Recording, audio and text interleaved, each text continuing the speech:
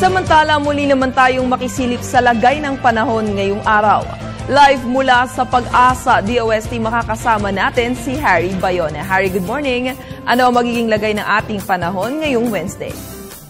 Magandang umaga rin Sir Perceline, magandang umaga Pilipinas. Hindi po magandang balita dahil ito pong low pressure area na ating binabantayan ay tuluyan ang nakapasok ng Philippine Area of Responsibility.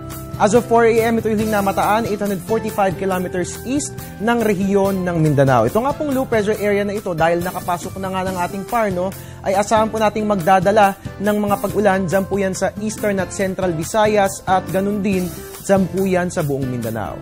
Ayon nga po sa Pag-asa dahil nga po nasa karagatan itong low pressure area na ito, may posibilidad na mag-intensify ito bilang isang bagyo. At kapag nga po ito yung naging bagyo, tatawagin po natin ito sa pangalang Kaloy. At ayon nga po sa Pag-asa, pakanluran nga po ang pagkilos na tinatahak nitong nasabing low pressure area. Samantala, mga kabayan, kasabay nga po ng pag-iral nitong low pressure area ay nakaka-apekto rin sa ating bansa. Ito ang northeasterly wind flow. Siguro nagtataka kayo kung ano nga ba itong northeasterly wind flow kasi ngayon lang natin ito nakikita sa ating mga weather forecast.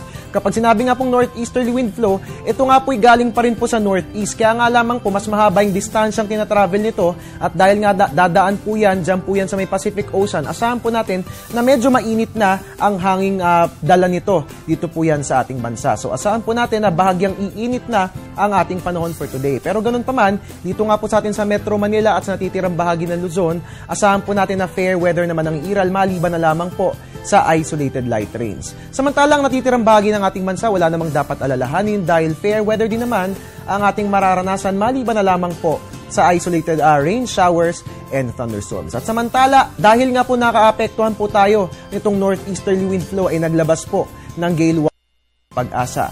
Gaya nga po ng ating nakikita sa ating earth wind map, ito po nga northeasterly wind flow tumatama po dito po yan sa may eastern seaboards ng Mindanao at bababa po yan hanggang sa may eastern seaboards ng Mindanao. Ang lahat nga po ng mga kababayan natin mangingisda dyan, inaabisuhan na wag na po munang maglayag dahil magiging mataas po yung ating mga alon, aabot po yan ng 3.4 to 4.5 meters. Again, inaabisuhan pong lahat na wag na po munang maglayag at abiso po sa mga barko, maging maingat po tayo sa ating pagpalaot sa ating mga karagatan.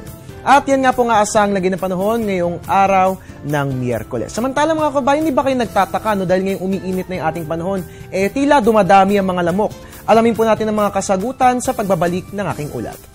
Samantala mga kabayan, dahil nga po umiinit na ngayon ang ating panahon ay marahil napapansin nyo na dumadami rin ang mga lamok sa inyong mga tahanan. Well, ayon nga po sa mga eksperto, kapag nga po kasi umiinit ang ating panahon, nagiging favorable po ito para sa breeding stage ng mga lamok. Kung mapapansin nyo, kapag malamig ang ating panahon, wala tayong mga lamok. Dahil nga po tuwing malamig ang panahon, nag-hibernate din ang mga ito. Pero dahil papalapit na nga po tayo sa panahon ng tag-init, i-expect po natin ang pagdami ng mga lamok dahil nga po favorable ito sa kanilang breeding stage. Ang abiso na lang namin po sa inyo lahat, magpahid na lamang po tayo ng mga insect repellent lotion ng sa gayon, makaiwas po tayo sa mga sakit na dulot ng lamok gaya ng dengue at malaria.